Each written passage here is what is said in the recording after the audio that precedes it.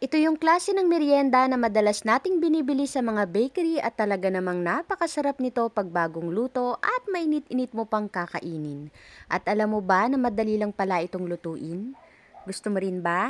Tara, luto tayo. Sa recipe na ito, lahat ng mga dry ingredients ay sasalain natin para maiwasang magkaroon ng buo-buo at hindi masama yung mga dumi. Maglagay tayo dito ng 2 cups ng all-purpose flour, 1/4 cup ng cornstarch, 1 tablespoon ng baking powder, 1/8 teaspoon ng salt, 1/2 cup ng brown sugar at 1/3 cup ng powdered milk. Haluin natin ito, then maglagay tayo ng 1 tablespoon ng cooking oil, 1/2 cup ng water at isang itlog. After nating mailagay lahat ng mga ingredients, hahaluin naman na natin ito.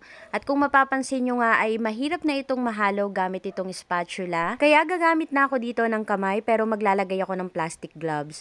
Imamasa natin ito hanggang sa makabuo na tayo ng dough. At pag ganito na nga yung itsura ng ating minamasa, okay na po yan. Tatakpan natin ito at i-rest natin for 30 minutes. And after 30 minutes, kung mapapansin niyo ay medyo umalsa na, okay na po yan. Then, i-ready naman natin yung sesame seeds na gagamitin natin para sa pang-coat. At para pare-parehas nga yung ating magagawang binangkal, gumamit ako dito ng measuring cup at 1/4 cup ang sukat nito. Kumuha lang tayo ng 1/4 cup ng ating dough, then bilugin natin ito at ilubog sa tubig bago i-coat sa sesame seeds. Ang dahilan kung bakit nilubog muna natin sa tubig bago lagyan ng sesame seeds para kumapit talaga yung sesame seeds dito sa ating ginagawang binangkal. Gawin lang natin ito sa lahat hanggang sa matapos. At sa mga ingredients na ginamit ko ay nakagawa ko ng 9 pieces ng medyo malalaking size ng binangkal. At sa pagluluto naman ay magpainit lang tayo ng mantika at prituhin ito hanggang sa mag-golden brown. At dapat po pala mahinang apoy lang ang gamit natin dito kasi mabilis masunog yung sesame seeds. At para maluto rin talaga hanggang loob. At pag ganito na nga yung kulay ng ating nilulutong binangkal, okay na po yan, ahunin na natin sa kalan. And ready to serve na ang ating napakasarap na binangkal. Gusto mo rin ba? Tara, kain tayo.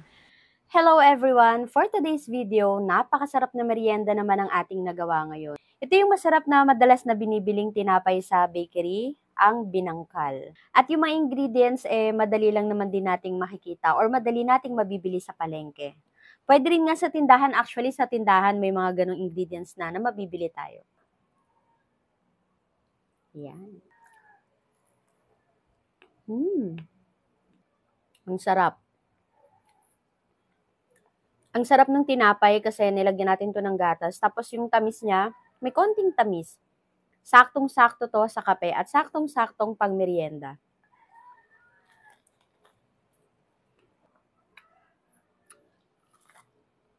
Ang crunchy nung nasa labas, then ang lambot naman nung nasa loob ng tinapay. Ang sarap-sarap. At itong ginawa natin, hindi lang basta pang merienda, pwedeng-pwede ring ipang negosyo. So kung mahilig din po kayo sa tinapay, try nyo po itong recipe natin. Napakadaling gawin at higit sa lahat, hindi tayo gagastos ng mahal.